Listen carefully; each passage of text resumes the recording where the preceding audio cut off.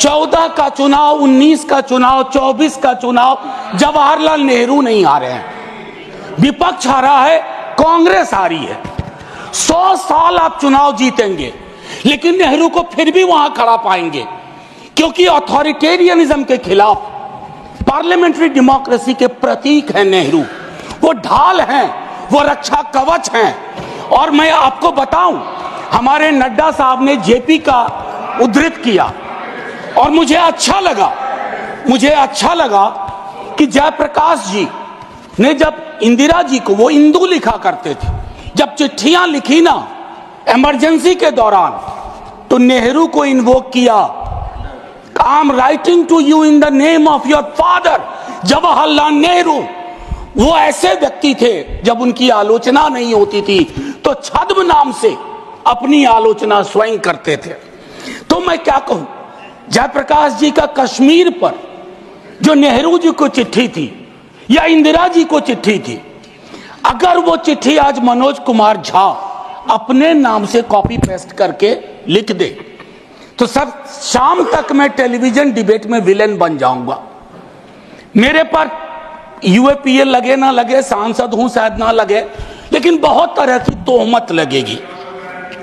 Sir एक आवश्यक बात, हम महापुरुषों की जन्मतिथि पुण्यतिथि पर माल्यार्पण वाले दुनिया के नंबर 1 देश हैं। इतनी पुष्प वर्षा करते हैं जन्मतिथि और पुण्यतिथि पे, लेकिन सर वो तिथियां इस बात की भी होती है कि हम अपनी चुनौतियों को स्वीकार करें। अगर हम संविधान दिवस मना रहे हैं, क्या फ्रीडम के बारे में नहीं बात होनी चाहिए?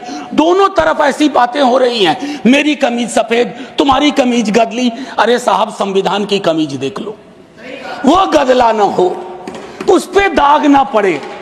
ये हमारा दायित्व होना चाहिए। आज से 25 वर्ष बाद मैं इस सदन में नहीं होऊंगा, हम में से बहुत लोग नहीं होंगे। जब 100 साल पे चर्चा हो रही होगी, बहुत चर्चा होगी, लोग विश्लेषण करेंगे, जैसे आज हम करते हैं कि नेहरू को यह करना चाहिए था, नेहरू ने वो नहीं किया। 100 साल बाद कोई आपके बारे में टिप्पणी करे, मैं जीवित नहीं रहूं, संभवतः मैं सदन में नहीं रहूंगा, लेकिन वो भी अच्छा नहीं लगेगा सर, अशोभनीय लगेगा। टाइम मशीन नहीं है सर, नहीं तो मैं अपने सारे साथियों को 47-46 ले जाता। खून की नदियां बह रही थी दोनों तरफ, खून की नदियां। मंदिर में गाय काट के फेंकी जा रही थी, मस्जिद में सुअर फेंके जा रहे थे। उस दौर में एक ऐसे देश के निर्माण का संकल्प, गलतियां हुई होंगी। आप विलेन क्यों बनाते हो भाई? विलेन मत बनाओ, आपसे भी गलतियां होती हैं, हमसे हुई हैं। मैं सिर्फ इतना कहता हूं माननीय उपसभापति महोदय, कि जब हम तबसरा करते हैं इस तरह के नेताओं पे, तो हम भूल जाते हैं 47 में इस देश की क्या हालत है। सर आपने घर बनाया हो, मैंने नहीं बनाया अभी तक, मेरे पिता ने बनाया। सर ग्राउंड फ्लोर बनाने में सबसे ज्यादा मेहनत लगती है, नींव है वो। नेहरू और अंबेडकर, पटेल, आजाद ने नींव डाली। आप सेकंड थर्ड फ्लोर बना रहे हैं, उन्होंने फर्स्ट फ्लोर बनाया, आप 5 फ्लोर और बनाइए, लेकिन नींव के बगैर फ्लोर किसी काम का नहीं है, ये याद रहना चाहिए। सर माननीय उपसभापति महोदय, हमारे प्रधानमंत्री जी, भाजपा के कई साथी, और चूंकि ये संविधान की डायरेक्टिव प्रिंसिपल्स में है कि यूनिफॉर्म सिविल कोड, सर मैंने विस्तार से अध्ययन किया है, नड्डा साहब ने भी अध्ययन किया होगा, तमाम साथियों ने। सर कई तरह के उस पर विचार थे, लेकिन डोमिनेंट विचार था कि इसको रखो, किसी दिन वक्त आएगा इस पर बात होगी। सर 44 आर्टिकल, जो कि ड्राफ्ट में 35 था, उससे पूर्व आर्टिकल 39 क्लॉज सी है sir, about concentration of wealth.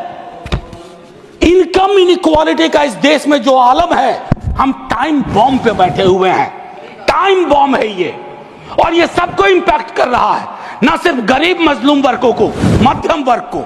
अभी हालिया रिपोर्ट आई कि प्रॉफिट मेकिंग कंपनीज, लेकिन उनकी प्रॉफिट का एम्प्लॉय के सैलरी में कोई रिफ्लेक्शन नहीं है सर। रिलेटिव डिप्रिवेशन का जन्म हो रहा है। 44 तक पहुंचिए यूनिफॉर्म सिविल कोड तक, लेकिन रास्ते में एक मील का पत्थर है, आर्टिकल 39C। वहां रुकिए, ठहरिए, सोचिए कि इसको, क्योंकि अंबेडकर साहब को आप कोट कर रहे थे सोशलिज्म के बारे में कि वो कहते थे कि वो तो रचा बसा है, सेक्युलरिज्म रचा बसा, मानता हूं, लेकिन उन्होंने नेशनलाइजेशन ऑफ लैंड और इंडस्ट्री की भी बात की थी। मैं उसकी पैरोकारी आज के दौर में नहीं कर रहा हूं, लेकिन ये जरूर कहूंगा कि प्राइवेट प्लेयर्स ऐसे ना हो जाएं कि एक को चादर से ढकने के चक्कर में पूरा देश नग्न सच्चाई से रूबरू होता रहे। ये नहीं होना चाहिए।